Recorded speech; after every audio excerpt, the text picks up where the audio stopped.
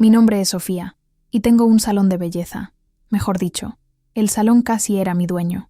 Si ya has tenido un pequeño negocio, sabes cómo es. Te enamoras del oficio. En mi caso, el arte de cortar, de teñir, de transformar el cabello de una mujer y ver su sonrisa en el espejo. Pero la pasión no paga el alquiler, ni a los proveedores de los productos caros que yo insistía en usar, ni el sueldo de la única empleada que tenía, Brenda, que lavaba el cabello y servía el cafecito. Mi salón era pequeño, pero encantador, en un buen barrio, y por eso atraía a una clientela con dinero, mujeres que no miraban el precio, que venían todas las semanas para mantener su rubio impecable o hacerse una hidratación de $300. Y mi mejor clienta, mi ballena blanca, la mujer cuya cuenta a fin de mes pagaba casi la mitad de mis gastos, era Isabel. Isabel no era solo rica, era de otro planeta. Casada con un empresario que aparecía en esas listas de los hombres más poderosos del país, vivía en una burbuja de lujo que apenas podía imaginar. Llegaba al salón con un chofer, vistiendo ropa que parecía salida de un desfile de modas en París, y con un bolso que valía más que mi auto. Al principio, nuestra relación era puramente profesional. Era educada, distante, pero con el tiempo, sentada en mi silla por 2-3 horas cada semana, empezó a sincerarse. Creo que el salón era el único lugar donde podía ser ella misma, lejos de las cenas de negocios, de las fiestas de caridad, de los otros ricos que parecían estar siempre compitiendo entre sí. Empezó a contarme cosas pequeñas, al inicio, quejas sobre una fiesta aburrida, sobre la dificultad de encontrar un buen decorador, cosas de ricos, pero después, las confesiones se hicieron más profundas. Hablaba de la soledad que sentía en aquella mansión gigantesca. Hablaba del marido, el todopoderoso señor Monteiro, que viajaba constantemente y que, incluso cuando estaba en casa, parecía estar en otro lugar, con la cabeza en los números, en los gráficos, en los negocios. A veces, Sofía, creo que solo soy un objeto más en su colección, me dijo una vez, mientras le aplicaba el tinte en las raíces, como los autos en el garaje o los relojes en la caja fuerte, algo para ser mantenido, pulido, pero no necesariamente amado. Yo escuchaba todo con una mezcla de lástima y fascinación. Su vida, que desde fuera parecía un cuento de hadas, de cerca sonaba como una prisión dorada. Me convertí en su terapeuta no oficial, la amiga a la que le pagaba para que la escuchara.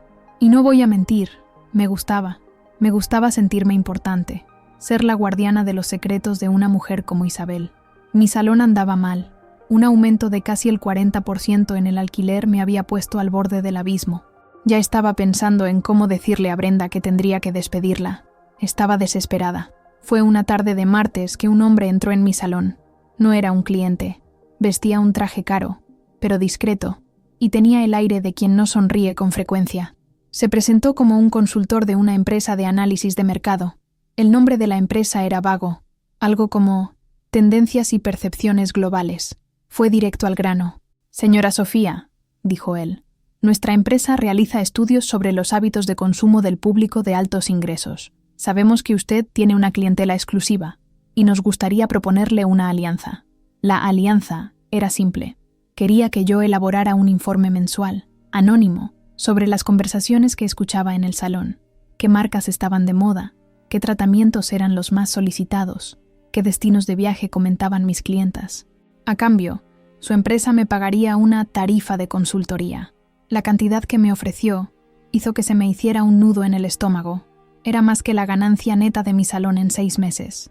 Con ese dinero, no solo salvaría mi negocio, sino que podría remodelarlo, tal vez incluso expandirlo. Dudé.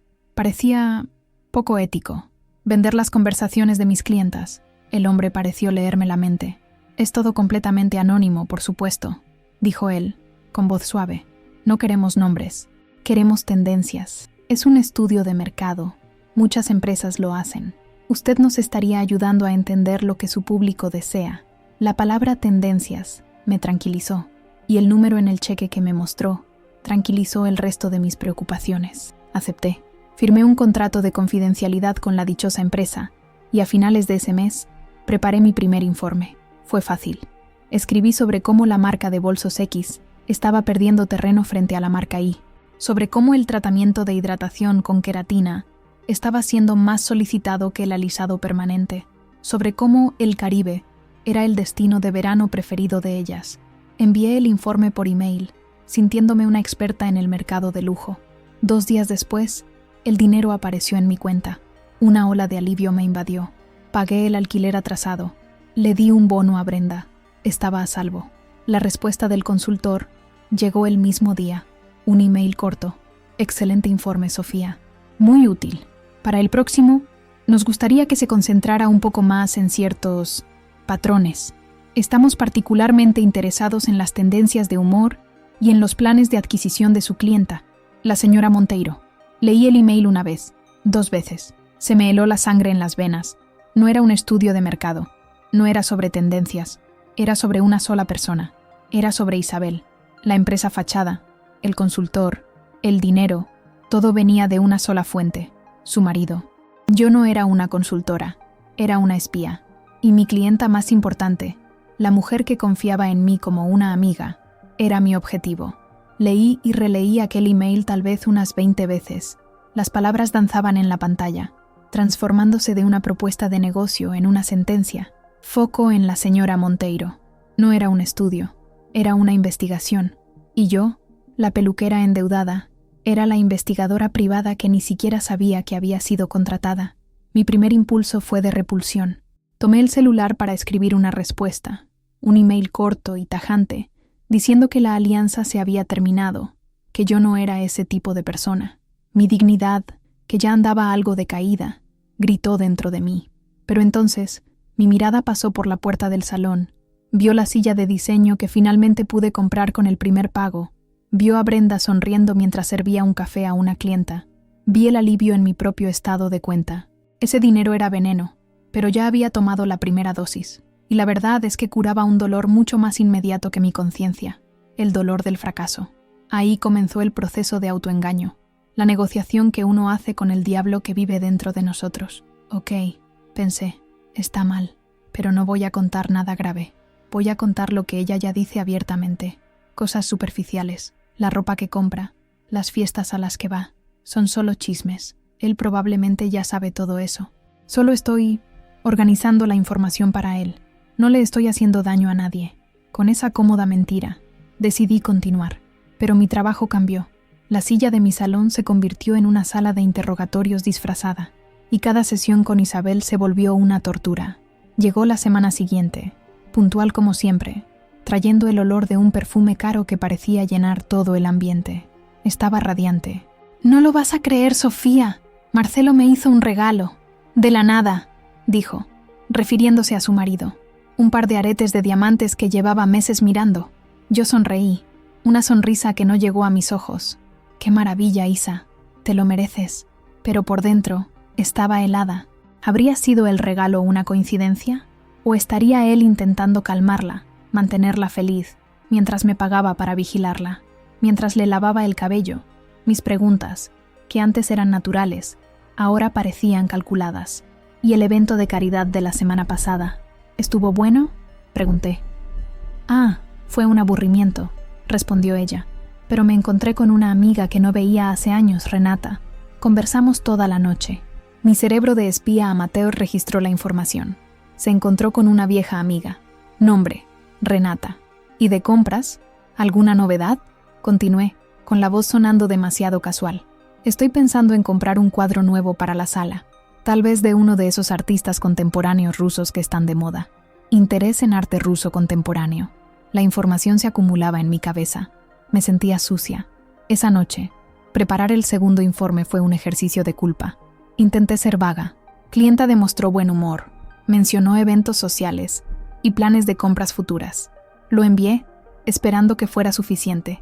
La respuesta del consultor llegó al día siguiente, y con ella, la correa se ajustó más. «Gracias, Sofía. Útil. Sin embargo, necesitamos más detalles». ¿Su clienta mencionó el nombre de alguna persona específica con la que conversó en el evento? ¿Sobre los planes de compra? ¿Mencionó alguna galería o artista? Su percepción sobre su buen humor es crucial. ¿Qué exactamente la hizo feliz? ¿Fue el regalo del marido? ¿La conversación con la amiga? Necesitamos entender los detonantes emocionales. Las preguntas eran como bisturíes, diseccionando mi traición, forzándome a ir más a fondo. Ya no bastaba con ser una espectadora. Tenía que ser una analista, una psicóloga a sueldo. La presión aumentó. El dinero seguía cayendo en mi cuenta cada mes, una recompensa silenciosa por mi obediencia.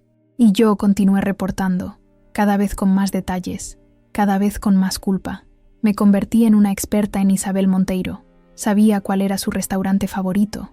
Sabía que odiaba el color amarillo. Sabía que le tenía miedo a los truenos y que, en secreto, consideraba a la hermana de su marido una persona insoportable. Y con cada secreto que revelaba, me sentía más cómplice y más distante de la mujer que confiaba en mí. Nuestras conversaciones, para mí, perdieron la espontaneidad. Se convirtieron en recolección de datos, y me odiaba por eso. El punto de quiebre, el momento en que mi farsa de espía inofensiva se vino abajo, ocurrió unos 3 meses después. Isabel llegó al salón diferente. Tenía los ojos hinchados. La sonrisa forzada no ocultaba la tristeza. Se sentó en la silla y, antes de que pudiera preguntar cualquier cosa, se derrumbó. «Creo que Marcelo me está engañando, Sofía», dijo, con la voz entrecortada. Sentí un golpe en el estómago. Encontré un recibo en el bolsillo de uno de sus sacos. Un recibo de un hotel boutique aquí en la ciudad, un lugar del que nunca había oído hablar. Y no era un viaje de negocios. La fecha era de una noche en la que me dijo que estaría trabajando hasta tarde en la oficina. Lloró. Un llanto silencioso, de quien está acostumbrada a llorar hacia adentro.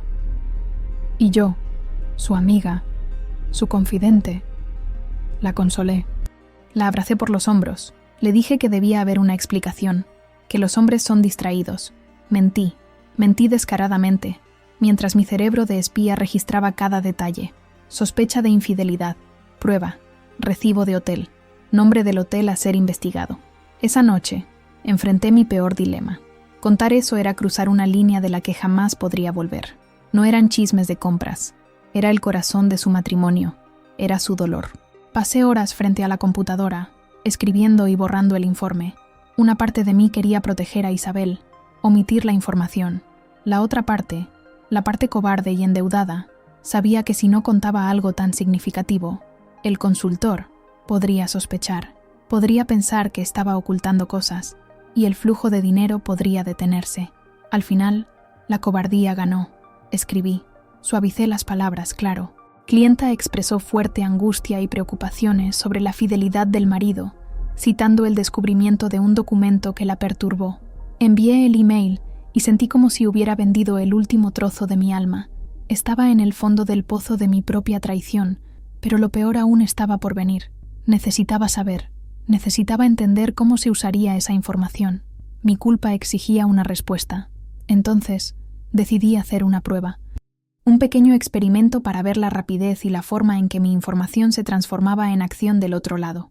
A la semana siguiente, Isabel vino al salón, todavía triste. Durante nuestra conversación, yo, de forma muy casual, inventé un rumor. «Oye, Isa», le dije, mientras le secaba el cabello, ¿viste que abrieron una nueva joyería en el centro comercial de lujo? Dicen que trajeron una colección exclusiva de zafiros de cachemira. Una amiga mía fue, y dijo que es lo más hermoso que ha visto en su vida. Era una mentira total. Lo había inventado todo. La joyería, los zafiros, la amiga. Isabel, distraída, solo asintió con la cabeza. «Ah, sí, qué interesante». Esa noche, en mi informe, escribí: clienta mencionó interés en una nueva colección de zafiros de cachemira, disponible en una joyería recién inaugurada. Esperé. 2 días después, Isabel me envió un mensaje de audio por WhatsApp. Su voz era diferente, feliz, emocionada. «Sofía, no lo vas a creer. Eres una bruja.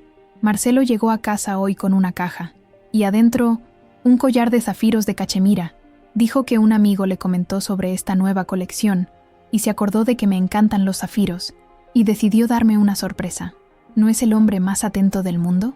Escuché el audio, sentada en mi salón vacío, y un frío recorrió mi espina dorsal. Un frío que no tenía nada que ver con la temperatura.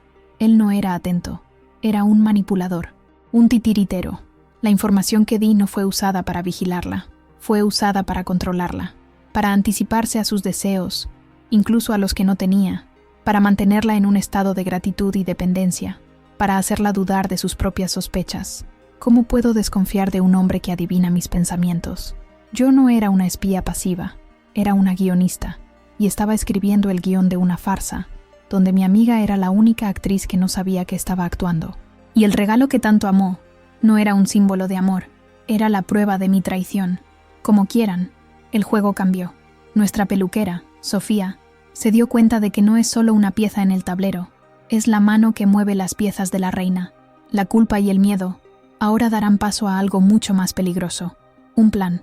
En esta tercera parte, seguiremos su transformación, de espía culpable a una agente doble, jugando el juego de la manipulación contra el propio maestro. La tensión se construirá en la cuerda floja por la que tendrá que caminar, protegiendo a su amiga mientras engaña a un hombre poderoso y peligroso. El oyente sentirá su paranoia como si fuera la suya. Vamos al tercer acto. Aquel collar de zafiros. Veía esa joya hasta en mis sueños, no como un objeto de lujo, sino como una correa que yo, con mis propias manos, había ayudado a poner en el cuello de mi única amiga verdadera. Ese gesto, que para Isabel era la prueba del amor de su marido, para mí era la prueba de mi complicidad. Era la firma en mi contrato de traición. Esa noche, después de escuchar su audio animado, no sentí culpa. La culpa es un sentimiento pasivo. Lo que sentí fue rabia, una rabia fría, cortante, rabia del señor Monteiro, por ser un manipulador tan cruel, y rabia de mí misma, por haber sido una herramienta tan barata y tan eficiente en sus manos. Entendí, con una claridad que dolía, que estaba acorralada. Si dejaba de enviar los informes, él sabría que yo había descubierto el juego, y un hombre que monta una operación de espionaje contra su propia esposa no es del tipo que acepta una carta de renuncia. No me dejaría simplemente irme. Sabía demasiado. Por otro lado, si continuaba siendo su espía leal, estaría poco a poco ayudando a destruir la cordura de Isabel. Así que, si no podía salir del juego, tendría que cambiar las reglas. Si él quería una guionista, la tendría. Pero a partir de ese momento, la historia que yo contaría ya no sería la suya, sería la mía. Mi siguiente sesión con Isabel fue el inicio de mi nueva carrera como agente doble. Estaba nerviosa, pero la rabia me daba un tipo de valentía que no sabía que tenía. Isabel llegó, usando el collar de zafiros, y me contó cómo su marido se había vuelto aún más atento en los últimos días, pero había una sombra en sus ojos. «Es extraño, Sofía», dijo ella, mientras yo preparaba el tinte. «A veces, siento que él sabe lo que estoy pensando incluso antes de que yo lo piense. Es romántico, supongo, pero también es un poco aterrador». Bingo, era mi señal.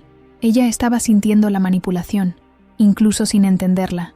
Esa noche, en mi informe para el consultor, escribí mi primera pieza de ficción. Fue una obra maestra de desinformación. Informe de la semana. Comencé. La señora Monteiro presenta un estado de ánimo notablemente positivo y estable. Los regalos recientes parecen haber disipado por completo sus dudas anteriores. Describe a su marido como atento y presente. Sus conversaciones indican un enfoque renovado en la relación. Mencionó, incluso, el deseo de planear una segunda luna de miel, un viaje romántico sorpresa para los dos, para compensar el periodo de incertidumbre que sintió. Era la mentira perfecta. Pintaba un cuadro de éxito para su control, manteniéndome como una informante valiosa, pero, al mismo tiempo, lanzaba una cortina de humo sobre la desconfianza real de Isabel. Estaba construyendo una narrativa falsa, una Isabel de Schrödinger que solo existía en los emails que yo enviaba. El consultor se tragó el anzuelo. La respuesta fue corta y satisfecha. «Excelente, Sofía. Continúe monitoreando esa tendencia positiva». Me sentí poderosa y aterrorizada. Había entrado en un juego peligroso, un juego de ajedrez donde un movimiento en falso podría costarme todo. Mi doble vida comenzó. Durante el día, en el salón, era la amiga y confidente de Isabel, escuchando sus angustias reales, y por la noche, en mi apartamento, me convertía en una novelista, creando una versión feliz y dócil de ella para los informes del marido. Empecé a plantar semillas. Si Isabel decía que se sentía aburrida, yo le sugería un pasatiempo. «Isa, ¿por qué no tomas clases de cerámica? O de equitación? Algo solo para ti». Si ella mostraba el más mínimo interés, eso se convertía en el tema central de mi informe. Clienta busca nuevos pasatiempos para su desarrollo personal. Demuestra gran entusiasmo por clases de equitación, una señal de independencia y bienestar. Estaba creando una vida paralela para ella, una vida de mentiras inofensivas que mantenían al monstruo satisfecho, y lejos de los secretos que realmente importaban. Pero vivir así tiene un precio. La paranoia empezó a instalarse en mí. Empecé a ver amenazas en todas partes. Cada clienta nueva que entraba al salón era una espía en potencia enviada por Monteiro para ponerme a prueba. Mi teléfono estaba intervenido. Mi salón tenía micrófonos ocultos. Empecé a limpiar el salón de forma obsesiva al final de cada día, buscando cables sueltos, objetos fuera de lugar. Comencé a hablar con Brenda, mi empleada, en susurros, sobre asuntos triviales. Debió pensar que me estaba volviendo loca, y tal vez lo estaba. El dinero que caía en mi cuenta cada mes ya no me traía alivio. Parecía dinero manchado de sangre, el pago por mi cordura. El juego se volvió aún más peligroso cuando la propia Isabel, tal vez sintiendo inconscientemente que yo era una aliada, comenzó a confiarme secretos aún más profundos. Secretos que no eran sobre sentimientos, sino sobre acciones. Llegó para su sesión del sábado con un aspecto diferente. No era la tristeza de antes, era una calma fría, una determinación que nunca había visto en ella. Esperó a que Brenda saliera a almorzar, y entonces, con voz baja, casi un susurro, dijo: «Sofía, necesito contarte algo, y necesito que jures que esto no saldrá de aquí». Sentí un escalofrío. Lo juré. «Me voy, Sofía», dijo ella. «Voy a dejar a Marcelo». Contuve la respiración. Era lo que, en secreto, esperaba que sucediera, pero escuchar las palabras en voz alta fue un shock. «Ya no soporto vivir esta farsa», continuó ella. «Esta vida de apariencias. Pero no puedo simplemente irme. Él me controla. Él controla el dinero. Me destruiría». «¿Entonces cómo?», pregunté, con la voz quebrada. Se inclinó más cerca, el olor de su perfume caro mezclado con el olor del miedo. «Tengo una cuenta secreta en Suiza. Él no sabe que existe. Es mi fondo de escape. Mi padre me ayudó a abrirla antes de casarme, como una garantía. He estado metiendo dinero en ella durante años. Pequeñas cantidades, regalos, herencias. Es suficiente para desaparecer y empezar una nueva vida, en otro país, lejos de él. Era la bomba atómica, la información que, si llegaba a oídos de su marido, acabaría con todo, con sus planes, con su libertad, con su vida. Me contó su plan. Se iría la semana siguiente, con el pretexto de visitar una galería de arte en Zúrich, pero desde allí tomaría otro vuelo y desaparecería. «Eres la única persona en el mundo que sabe esto, Sofía», dijo, sosteniendo mi mano. Su mano estaba helada, la única en la que confío. Sus palabras fueron como un cuchillo en mi pecho, la única en la que confiaba. Y esa persona era una traidora, una espía a sueldo. Esa noche no pude dormir. Caminaba de un lado a otro en mi apartamento. La información me quemaba la mente. Tenía el futuro de Isabel en mis manos. Si se lo contaba, la entregaría a los lobos. La condenaría a vivir para siempre en esa prisión dorada. Pero si no lo contaba, si Monteiro descubría su plan por otros medios, y luego descubría que yo lo sabía todo y no dije nada, ¿qué me haría a mí? El miedo a lo desconocido, a la represalia de un hombre tan poderoso, era paralizante. Me senté frente a la computadora. La pantalla en blanco del email para el consultor parecía un abismo. El cursor parpadeaba, como un corazón ansioso. Y entonces, como si el diablo estuviera leyendo mis pensamientos, apareció una nueva notificación de email. Era de él, del consultor. El asunto era urgente. Mi corazón se detuvo. Abrí el email. «Sofía», decía el texto. «El señor Monteiro siente que su esposa está más distante que nunca en las últimas semanas. Está preocupado. Necesita algo concreto, algo significativo para entender qué pasa por su cabeza. Estamos duplicando su tarifa de consultoría este mes como un bono de incentivo. Pero necesitamos un informe completo y honesto. Ahora». Miré la pantalla, el email con la oferta y la amenaza velada, y mi borrador en blanco. El cursor seguía parpadeando, esperando mi decisión, mi traición final, o mi acto de valentía más peligroso. La pantalla de la computadora parpadeaba. El cursor era una herida abierta, esperando que la llenara con veneno o con un antídoto. De un lado, el dinero, la seguridad de mi salón, mi propio pellejo. Del otro, la libertad y la vida de una mujer que, a pesar de todo, consideraba una amiga. Por primera vez en meses, la elección no fue difícil. La rabia que sentí con la historia de los zafiros se había transformado en una fría resolución. ¿El señor Monteiro quería un informe significativo? Lo tendría. No solo iba a proteger a Isabel, Iba a usar sus herramientas en su contra. Le iba a dar la historia que él quería oír, para que la historia que realmente importaba pudiera suceder bajo sus narices. Respiré hondo y empecé a escribir. Fue la mejor pieza de ficción que he escrito en mi vida. Asunto: informe urgente. Actividad significativa detectada. En el cuerpo del email, construí mi obra maestra del engaño. Según lo solicitado, escribí: he profundizado mi investigación. La inestabilidad emocional de la señora Monteiro ha alcanzado un punto crítico. Ha revelado tener acceso a una cuenta bancaria secreta, un fondo de emergencia, que mantiene sin el conocimiento de su marido. Se siente descuidada y planea un acto de venganza de consumo durante su viaje a Zúrich. Mi fuente indica que usará una cantidad sustancial para adquirir una joya en una subasta privada y exclusiva. La pieza es un diamante raro, conocido como la lágrima de Zúrich. Parece ser un acto impulsivo, para reafirmar su valor y poder de compra. Está actuando por despecho, no por lógica. Creo que después de esta compra extravagante, su crisis emocional se disipará y volverá a su estado normal. Era el anzuelo perfecto. Le daba la información explosiva que quería, la cuenta secreta, pero la enmarcaba en un contexto que lo haría sentirse en control. Su mujer no era una fugitiva inteligente, era solo una esposa mimada teniendo un berrinche con una tarjeta de crédito. Eso alimentaría su ego.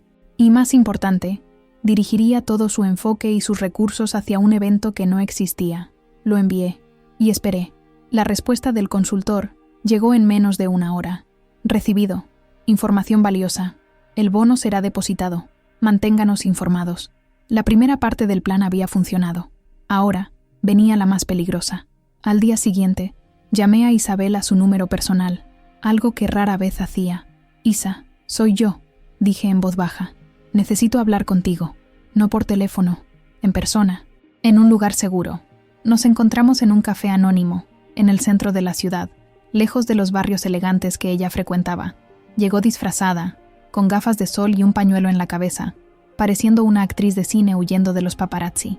Le conté todo, cada detalle, el email inicial, los informes, el dinero, las preguntas invasivas, los zafiros. Su rostro pasó por todas las fases: shock, negación, una furia silenciosa y, finalmente, una comprensión gélida.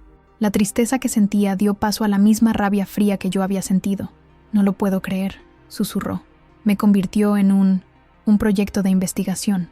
Es un manipulador, Isa, le dije. Pero ahora sabemos cómo juega. Y vamos a usarlo. Tu plan de escape. Vamos a adelantarlo. Y vamos a darle una distracción que no podrá ignorar. Le expliqué la historia que había inventado sobre la subasta del diamante. Sus ojos se abrieron como platos. Eso es genial, Sofía. Mientras él esté con todos sus guardias e informantes pendientes de una subasta falsa en Zúrich, continué. Tú no irás a Zúrich, comprarás un pasaje a Lisboa, y desde Lisboa tomarás el primer vuelo a Buenos Aires. Cuando se dé cuenta de que fue engañado, ya estarás del otro lado del mundo, con una vida nueva. El plan era arriesgado, pero era el único que teníamos. Pasamos la semana siguiente comunicándonos por una aplicación de mensajería encriptada, afinando los detalles. El día del viaje a Zúrich llegó. Era un viernes. Pasé el día en el salón, con un nudo en el estómago tan grande que apenas podía respirar. Cada cliente que entraba, cada vez que sonaba el teléfono, me hacía saltar. No dejaba de mirar el reloj, contando los minutos. A las 2 de la tarde, Isabel me envió un mensaje. Un único emoji de un avión. Significaba que estaba en camino al aeropuerto. A las 4, otro mensaje. Pasé por seguridad, todo despejado. A las 5, el mensaje final que estábamos esperando. Estoy en la puerta de embarque. Lo logré, Sofía. Lo logré. Gracias, por todo. Una ola de alivio y euforia me invadió. Lo logré. Lo logramos. Me recosté en mi silla, en mi salón vacío, y sonreí por primera vez en meses. Una sonrisa genuina. Había engañado al diablo y ayudado a mi amiga a encontrar su libertad. Fue en ese exacto momento de triunfo que sonó el teléfono del salón. Un número privado. Contesté, distraída, pensando que era una clienta que quería hacer una cita. Salón de belleza, Sofía.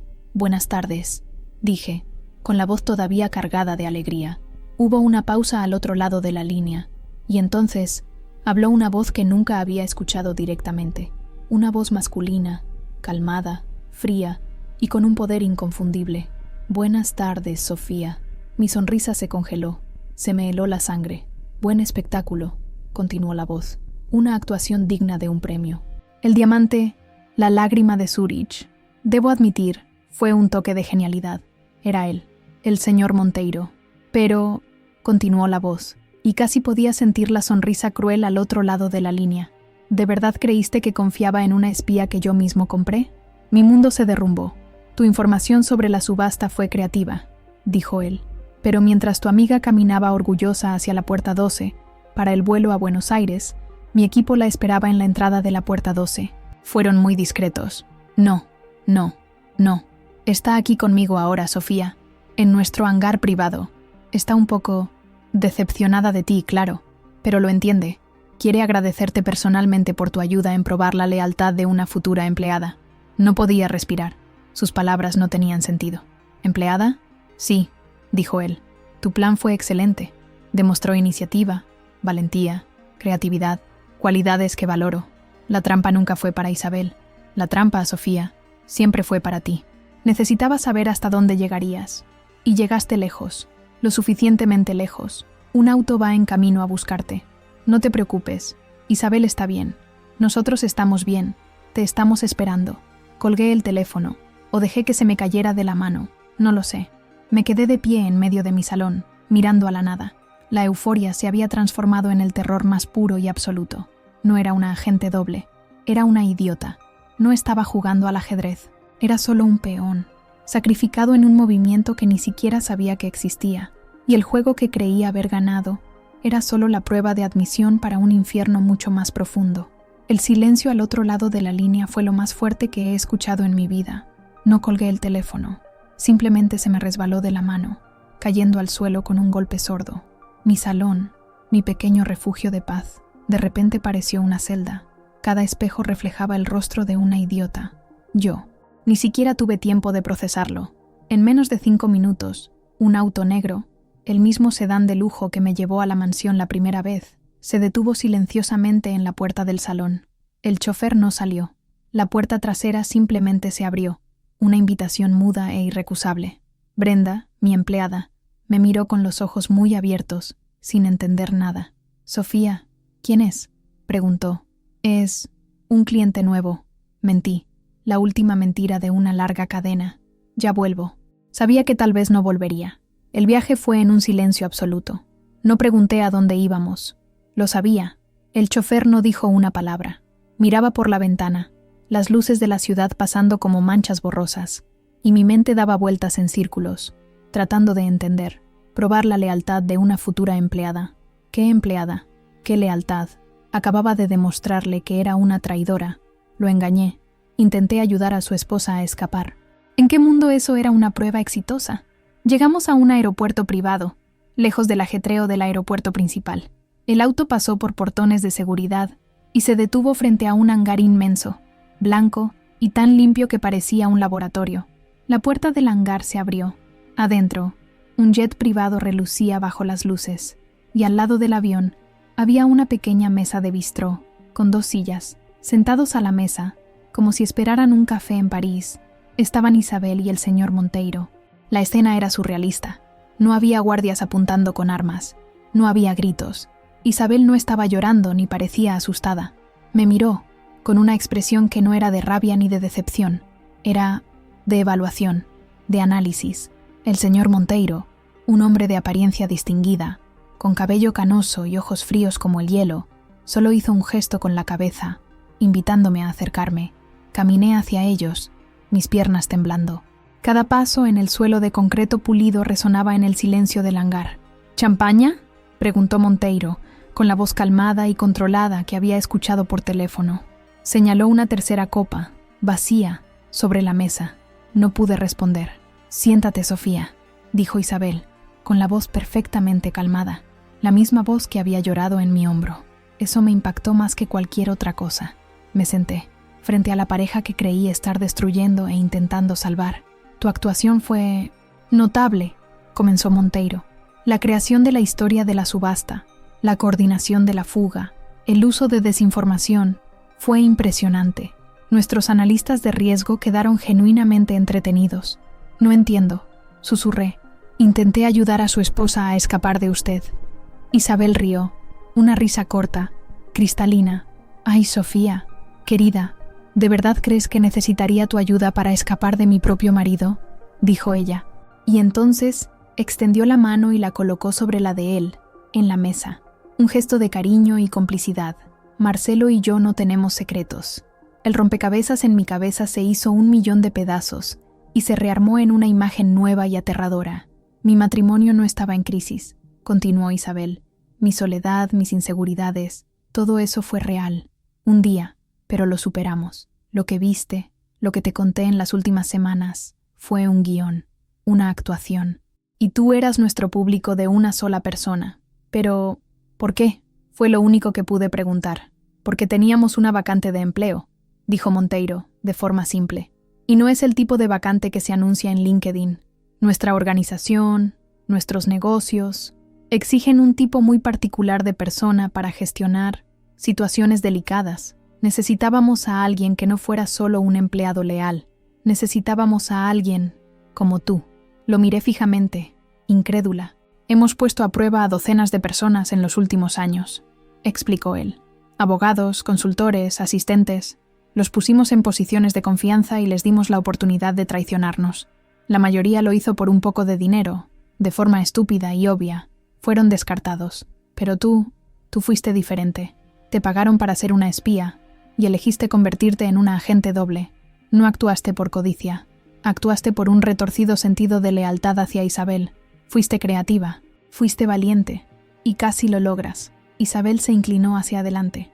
Lo que necesitamos, Sofía, es a alguien que sepa navegar en el mundo de las mentiras, alguien que entienda de lealtad, aunque sea la lealtad a una causa perdida, alguien que sepa crear una historia y hacerla parecer real, alguien que, cuando está acorralada, no se desmorona, sino que planea. No estábamos probando si eras una buena espía, estábamos probando si eras una buena estratega. La oferta no se hizo con palabras. Estaba implícita en el aire, en la champaña, en el jet privado al fondo, la vacante de empleo, unirme a ellos, entrar al otro lado del telón.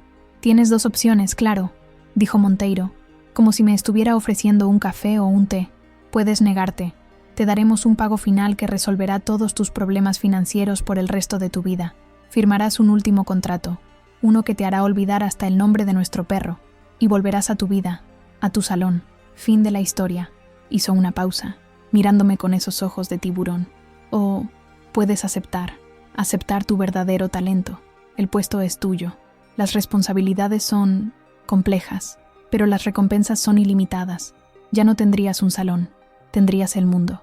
Me quedé allí, sentada, mirando a la pareja poderosa y perfectamente sincronizada frente a mí, mirando la copa de champaña vacía que me esperaba. Había entrado en este juego pensando que se trataba de salvar mi negocio, luego de salvar a mi amiga. Pero nunca se trató de eso. Se trató de salvarme de una vida pequeña que nunca supe que odiaba. En ese hangar, entendí que no me estaban ofreciendo un empleo, me estaban ofreciendo un espejo. Y por primera vez, tuve que enfrentar a la mujer que veía reflejada en él. ¿La peluquera que soñaba con pagar el alquiler? ¿O la estratega que engañó a un multimillonario y casi lo logra? No me preguntaron si aceptaba el trabajo. La pregunta silenciosa en el aire era otra. Era, ¿y ahora, Sofía? ¿Cuál de las dos va a subirse a este avión?